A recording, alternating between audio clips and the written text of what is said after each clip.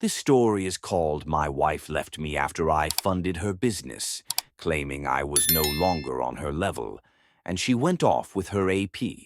However, now that her business has failed and her AP did this to her, she's begging for another chance. Hey everyone.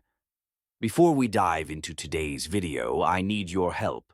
We've noticed the channel's growth has slowed down, and subscribing is one of the best ways you can support us. It's quick, free, and helps us continue to provide awesome content. Your support means the world to us. Let's keep growing this channel together. Thanks so much. And now, let's start the video. Alright guys, this one's going to be lengthy.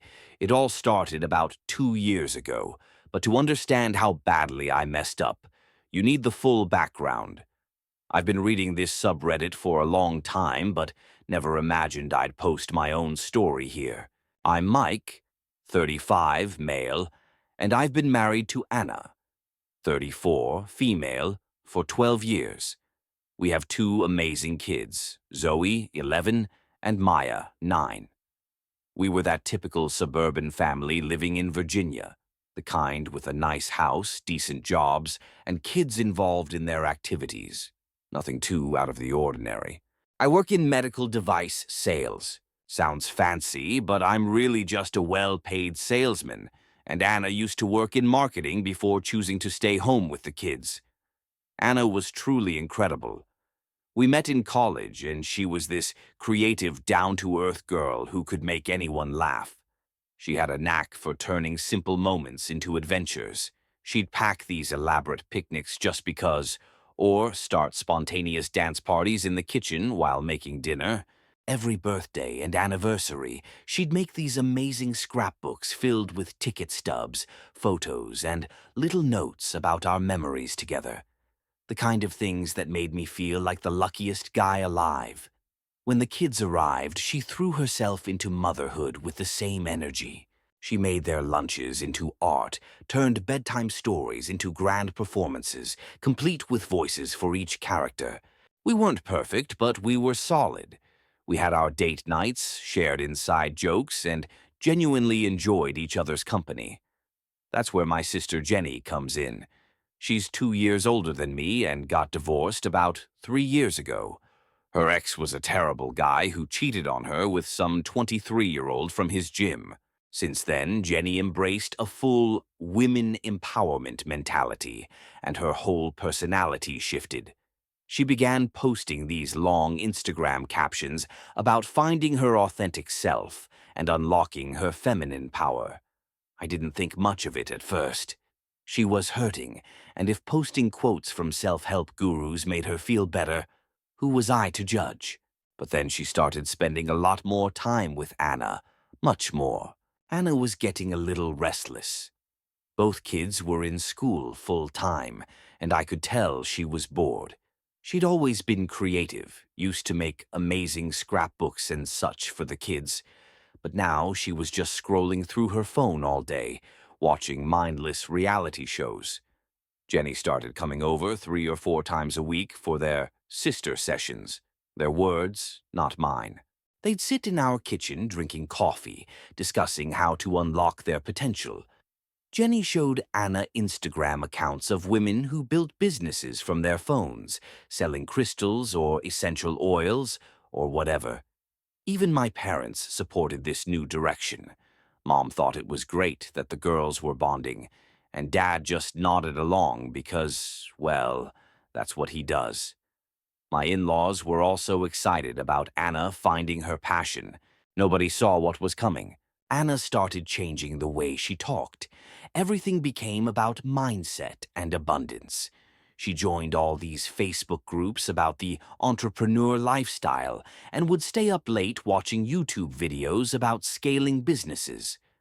One night, she came to me all excited about this idea for creating special soap. Not just any soap, but spiritual soap with crystals inside. She had a whole plan to target the wellness community. Honestly, I thought it was a great idea. Anna's creative, she's good at marketing, and people are really into that spiritual stuff right now. Plus, I wanted to support her. My dad always taught me that a good husband supports his wife's dreams, so I jumped in 100%. I spent a couple of weeks helping her get started, used my sales experience to set up her website, got her supplies, and hired a tech guy to set up inventory tracking and payment systems. It cost us about $3,000, but I figured it was worth it to see her excited about something. Jenny was over all the time helping Anna with social media. They did these photo shoots with the soap, arranging crystals and flowers around it, using special lighting I bought for them. Anna started calling herself a craftpreneur. It made me cringe, but whatever. The first few months were pretty great. Anna was happy. The house was always clean because she wanted perfect backgrounds for her soap photos, and she was still super involved with the kids. She even let them help develop new soap scents and colors. It was cute. Our friends were supportive too. They all bought soap. Anna went to local craft fairs and sold quite a bit. She created these cute gift boxes with different soaps and crystals, and people loved them. The local yoga studio even started selling her products. I was so proud of her, constantly telling everyone how amazing she was doing and how she built this business from scratch. Jenny went around telling people she was Anna's business mentor, even though she just helped her use Instagram filters. My mom even bought 20 sets of soap to give away at church. In hindsight, though, this was just the calm before the storm. For about 6 months, the business was doing well. Anna was making $5,000 to $6,000 a month selling her spiritual soap. I was honestly impressed. But then things started getting strange. It started small. Anna got invited to a Women in Business conference in Richmond. The ticket was $800 for a weekend, but she was excited, and the business could afford it, so I didn't mind. Of course, Jenny went with her because Anna couldn't do anything without her business mentor. When they came back, they were different, like they joined a weird business cult. Suddenly, everything was about scaling and building an empire. Anna started buying online courses about maximizing her feminine business energy, whatever that means. She'd have Jenny over even more, and they'd spend hours planning how Anna would ascend to CEO of a soap company based in our garage. Then came the changes to our routine. Anna used to make dinner every night. She was actually a great cook. But now she was too busy manifesting abundance to do mundane tasks. I started picking up takeout on my way home because apparently cooking would diminish her CEO energy. The kids noticed it too. Zoe had this big basketball tournament, and Anna missed it because she was taking an online masterclass about Instagram Reels. Maya's teacher called because she hadn't been doing her homework, and it turned out Anna was too busy with her business strategy sessions to check in on her. Our garage turned into a soap factory. There was no room to park because it was filled with drying racks and boxes of supplies. The house always smelled like essential oils and sage because apparently you have to sage your soap inventory for good business energy. I tried talking to Anna about it, asking if we could find a balance. She looked at me like I was crazy. Mike, you don't understand. This isn't just a business, it's a movement. We're helping women unlock their spiritual potential through mindful cleansing. I wish I were making this up. Jenny wasn't helping at all. She was practically there every day, encouraging this nonsense. Anna, you're such a visionary. You're going to be the next Gwyneth Paltrow, she'd say, because that's what the world needs, a new overpriced wellness brand. The spending got crazy, too. Anna started buying expensive office furniture for her CEO space, the spare room, including a $1,200 chair because abundant CEOs need abundant seating. She hired a business coach, started attending networking events, and our joint account was draining fast. When I brought it up, she got defensive. I'm investing in our future. You should be grateful. I'm bringing in money. Most men would love to have a wife who's building an empire. The worst part? Our friends and family kept encouraging her. My mom kept sharing her business posts on Facebook. My dad said I should be proud of having such an entrepreneurial wife. And even my friends were like, "Dude, she's killing it. You should be happy." But they didn't see what was happening at home. The kids were eating cereal for dinner because mom was too busy doing Instagram lives about soap making. The house was a mess unless she was filming content. She started missing parent-teacher conferences because they conflicted with her mastermind sessions. One night, I found Zoe crying in her room. She'd gotten an A on her science project and wanted to show it to Anna, but Anna was too busy filming soap-making tutorials to notice. That hit me hard. What happened to the wife who used to get so excited about everything the kids did? I tried everything. Booked a weekend getaway at the resort she always wanted to visit. She canceled last minute because of some emergency business strategy session. I signed us up for a fancy cooking class she used to love, but she left halfway through because she needed to align her business energy. I even tried getting her back into doing things with the kids like she used to. Remember the amazing scrapbooks she made? But nope. Apparently, that was limiting her entrepreneurial potential. When I mentioned how much the kids missed spending time with her, she gave me this condescending look and said, "Men often try to dim a woman's light when she starts to shine too bright." Yeah, sure. I'm intimidated by your magic soap business taking over our garage and ruining our family. At that point, she was making decent money but spending it all on weird business courses and mindset coaching. That's when Brad showed up. This guy, man, where do I even begin?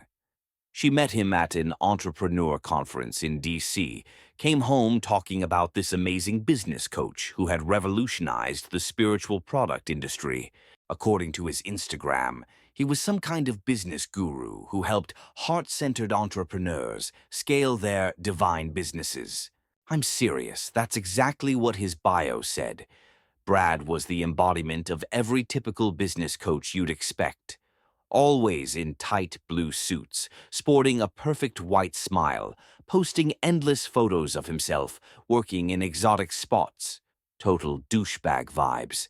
But Anna, oh boy, she was completely smitten. The first warning sign was the price of his coaching program. $15,000 for 6 months of lessons. $15,000 to teach someone how to sell soap. I almost fell off my chair when Anna told me, but she had already put down the deposit using business funds before even discussing it with me. It's an investment in our future, Mike. Brad has helped other spiritual entrepreneurs scale to 7 figures, she explained, showing me testimonials from his clients claiming he helped them manifest abundance and all that nonsense. The coaching began with these weekly Zoom calls, always in the evenings, because apparently soap business strategies could only be discussed after 8 p.m. Anna would get all dressed up for these video calls like she was heading to a fancy dinner, full makeup, nice outfits, the whole 9 yards, for a Zoom call about soap. Then came the in-person intensive strategy sessions. These were always at fancy hotel lobbies or upscale coffee shops, never in a normal office, and they always seemed to go late into the night. Jenny, who was still hanging around, thought Brad was the best thing ever. "Oh my God, Anna, he's such a visionary, and he totally gets the divine feminine energy of your brand." She'd help Anna get ready for these coaching sessions like she was preparing for prom. The kids started asking questions I couldn't answer. Why does Mom dress up to talk about soap? How come she can go to business meetings but not my dance recital? Maya's teacher emailed me again because Anna missed another parent-teacher conference. Apparently, she was in an emergency strategy session with Brad. The breaking point came when Zoe got sick at school. She had a fever and needed to be picked up. I was deep into a major project at work and couldn't leave, so I called Anna, but it went straight to voicemail. I texted her. No response. Finally, I reached Jenny, who told me Anna was in a session with Brad and couldn't be disturbed. I had to make up an excuse at work and go get my daughter because my wife was too busy manifesting with her business coach to care for our sick child. When I finally got Anna that night, she acted like I was being unreasonable for being upset. Mike, Brad says a true CEO has to make tough choices sometimes. You're just not thinking abundantly enough. Around this time, the business actually started losing money. Anna was so focused on scaling and building her empire that she neglected the actual soap making. Orders were delayed, customers were complaining about quality, but she didn't care. She was too busy planning her ascension to 7 figures. I started documenting everything: the missed school events, the late-night coaching sessions, the money being spent on Brad's program. Something felt off about it all. I also started paying closer attention to Anna's schedule. Those coaching sessions were getting more frequent, always at strange hours. She'd come home late, smelling like expensive cologne instead of the essential oils she usually wore. I'm not proud of it, but I started checking the credit card statements more closely. There were charges from hotels near where these business meetings were happening. Definitely not the kind of places you go to talk about soap marketing, if you know what I mean. But I didn't have solid proof yet. Part of me didn't want to believe it. Maybe there was an explanation that wouldn't destroy our family. Then, one Tuesday afternoon, I got a text from Zoe that changed everything. "Dad, Mom's with that business coach at the mall. They're kissing. Maya won't stop crying. Please come get us." That text shattered my world. My daughters, aged 11 and 9, had to watch their mom kissing another man in a public Starbucks. They were supposed to be having a fun day at the mall with their friend's mom, but instead, they saw their mother destroy our family in front of them. I canceled my appointments and went to pick them up. The whole drive there, Maya kept asking, "Why was Mommy kissing that man? How do you even answer that?" Zoe was silent, which was worse. I'd basically paid for front row seats to watch my marriage fall apart. Every encouraging word, every time I said, "You can do this, honey," every dollar I invested, I might as well have been building the stage for her to perform her betrayal. The steering wheel creaked as I gripped it, fighting the urge to punch something. What kind of supportive husband had I turned out to be? So busy patting myself on the back for helping her start a business, I hadn't noticed she was starting something else entirely, with Brad. When we got home, I sent the girls to their rooms. They didn't need to see what was coming next. They'd already seen enough of their father's failures. I paced around the kitchen, staring at that text from Zoe over and over, 11 words that destroyed our entire family. Anna practically danced through the door around 7 p.m., looking like she'd just won the lottery. Flushed cheeks, slightly messy hair, in a new outfit I'd never seen before. She was rambling on about her amazing breakthrough day and how Brad had helped her unlock her next level of abundance. She didn't even notice the kids weren't around. Not a single "Where are the girls?" She just kept going on about her fantastic day of business development. I didn't say a word, just stood there, my arms shaking with rage as I held up my phone with Zoe's text. I watched her face change from confusion, like she was trying to decode hieroglyphics, to panic when the reality hit. "Oh, Mike," she laughed, actually laughed. The girls probably just misunderstood what they saw. You know how kids are. They make up stories. I just stared at her, my jaw clenched so tight I thought my teeth might crack. "Honey, you don't understand," she tried again, switching to her spiritual guru voice. "Brad and I were just doing an intensive energy alignment session." "Energy alignment?" I exploded, my voice bouncing off the walls. "Is that what you call making out with your business coach at Starbucks in front of our daughters?" She actually rolled her eyes at me. Rolled her eyes like I was some caveman who didn't get it. "God, Mike, you're so traditional. This is a modern business relationship. Brad and I have a deep spiritual connection. I'm setting a powerful example for our girls about female empowerment and following your truth." Something in me snapped. I slammed my hand on the counter so hard that everything rattled. My phone bounced and slid across the granite. Pretty sure I heard something crack, either the phone screen or my last nerve. "You're obviously the problem here, Mike," she said, fixing her hair like we were discussing the weather. "You've always held me back from reaching my full potential. You just don't understand the depth of what Brad and I are building." At that moment, I knew the woman I married was gone, replaced by whatever this spiritual soap CEO monster had become. I called Jenny right after. Guess what? She knew. She'd known for weeks. My own sister had been covering for Anna, telling me she was at business workshops when she was really meeting Brad at hotels. Jenny's response? "Anna's just living her truth and expanding her feminine energy." What the hell? After the fight with Anna, I drove around for hours. Couldn't go home, couldn't face the kids, couldn't process how my family was falling apart. When I finally came back, my parents' car was in the driveway. I walked in and found the usual drama. Anna at the kitchen table, crying her fake tears, my mom hugging her like she was some wounded angel, my dad standing uselessly in the corner, and Jenny, oh, Jenny, pacing around like a lawyer about to deliver her closing argument. "How dare you?" Jenny lunged at me the moment I walked in, actually pushing me with both hands. "You egotistical, controlling piece of crap.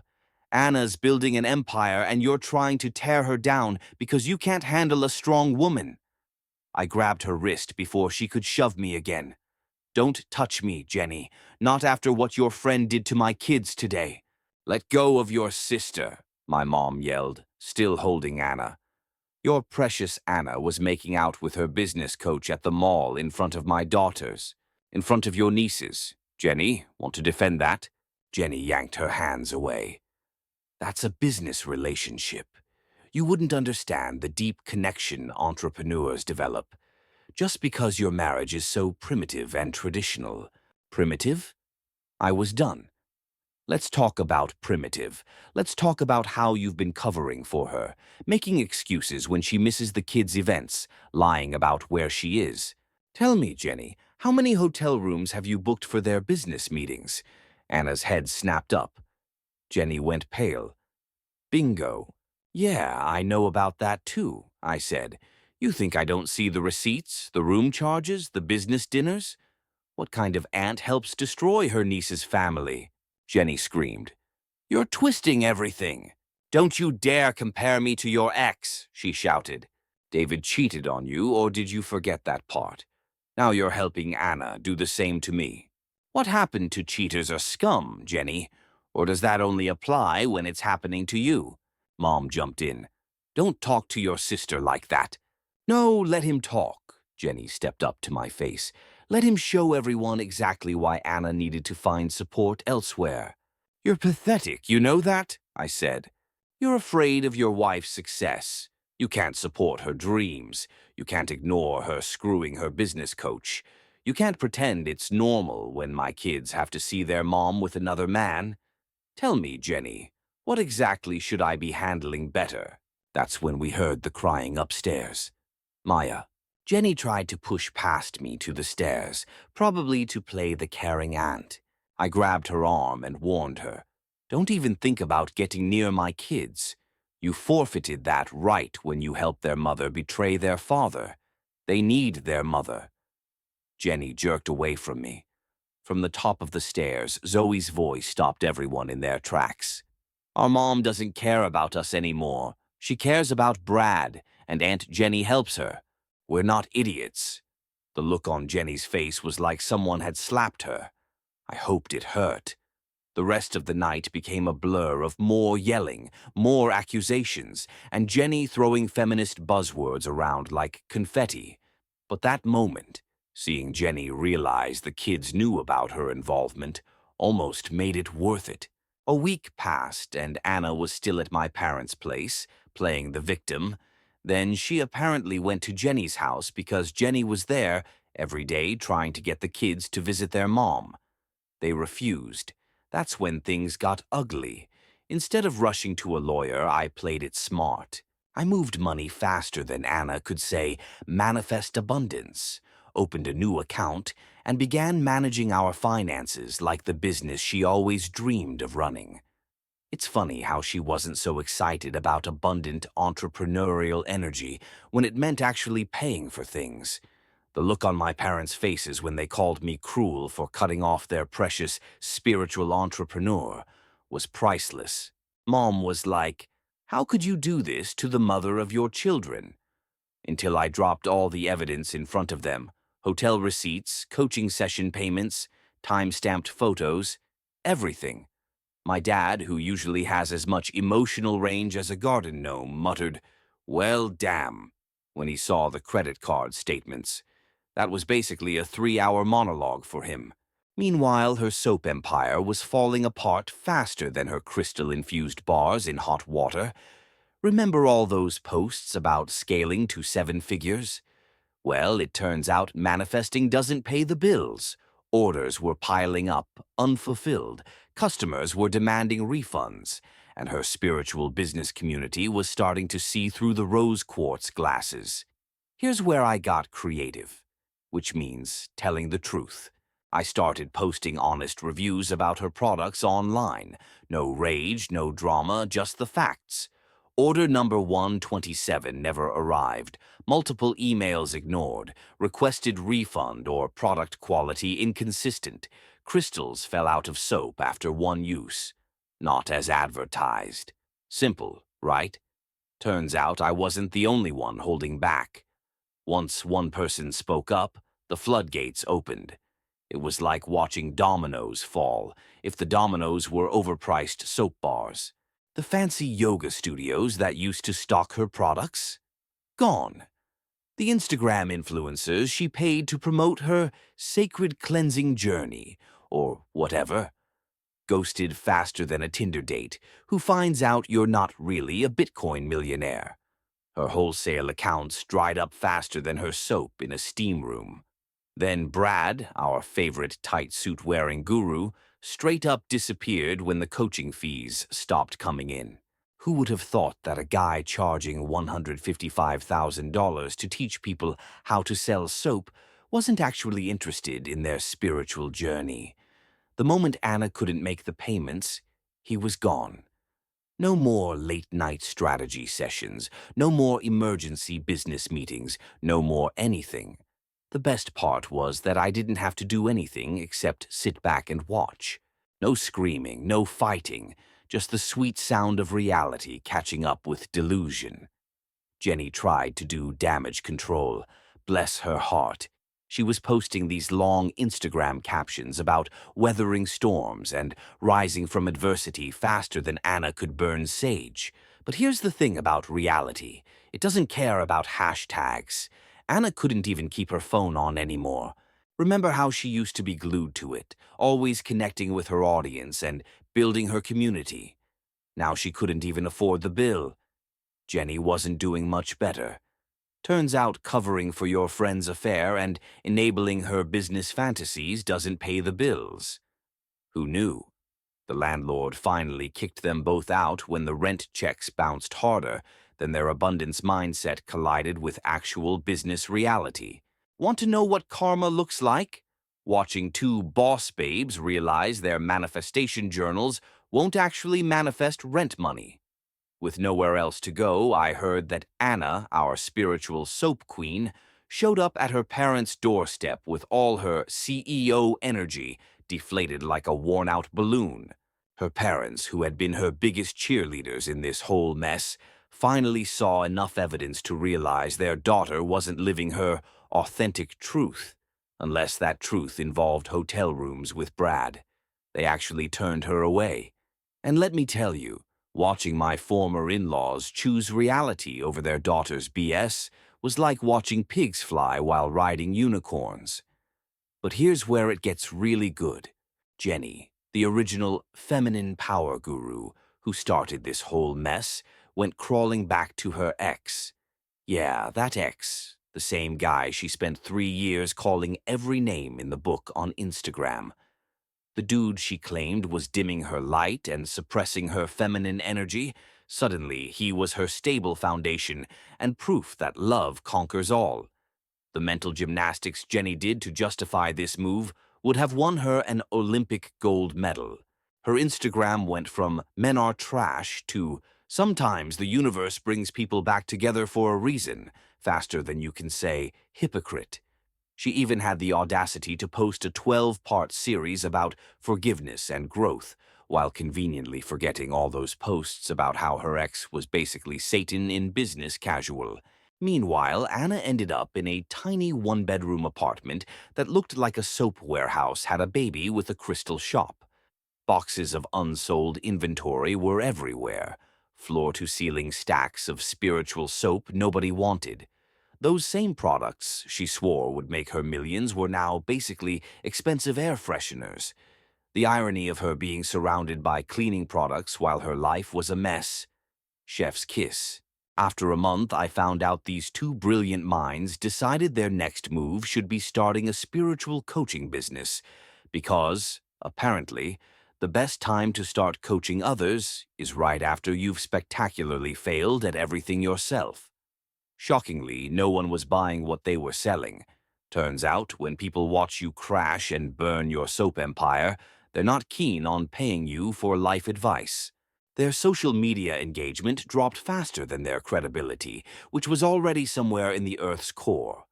While all this was going on, I focused on one thing: getting legally untangled from this mess and taking care of my kids. I got myself a lawyer who eats entrepreneurial energy for breakfast. The evidence I handed him was thicker than Anna's manifestation journal.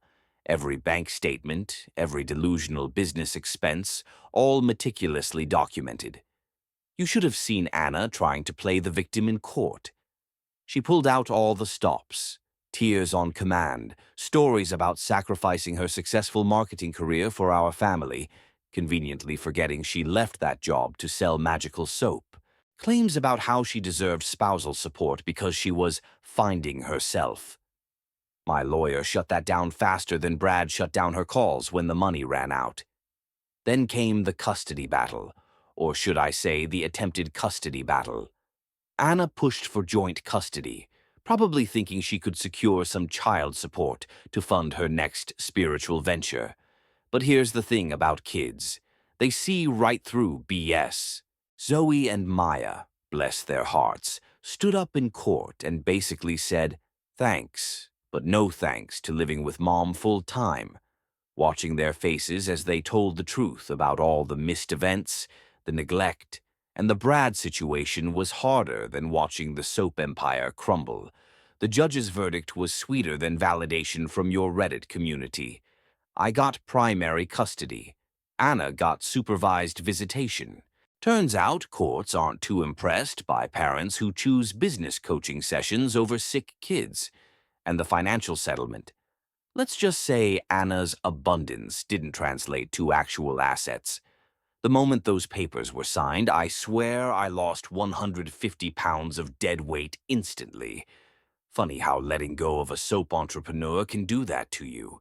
It's been about a month since the divorce was finalized. I've settled into a pretty good routine with the kids. Zoe joined the school basketball team.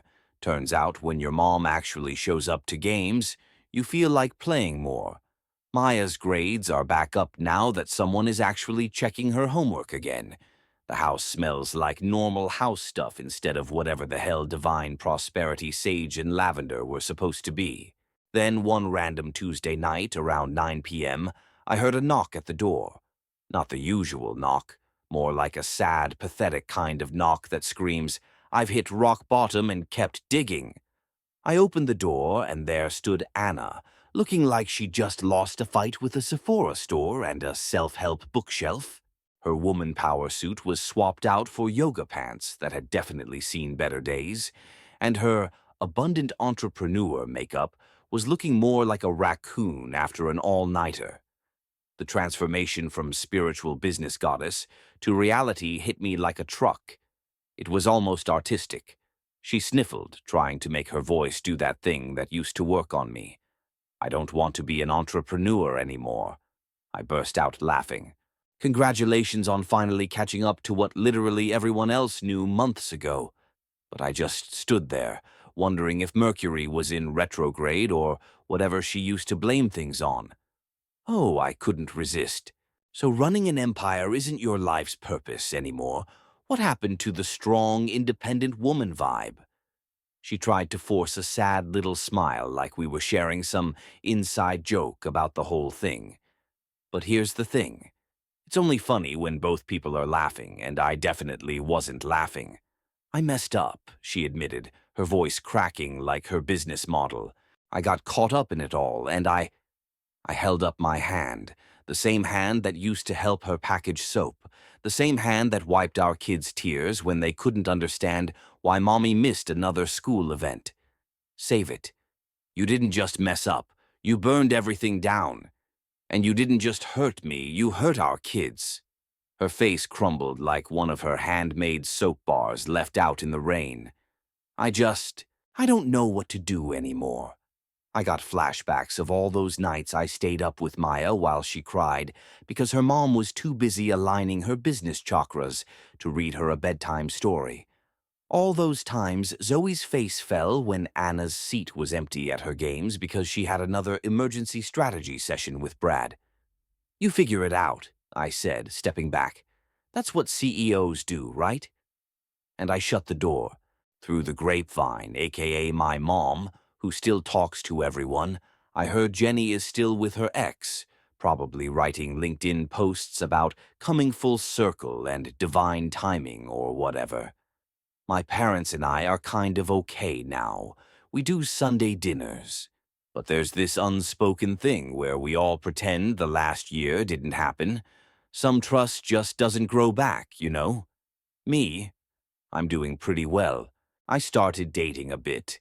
Nothing serious, just coffee meets with normal women who don't think crystals can fix everything. Zoe and Maya are thriving. Turns out, kids do better when their parent actually parents.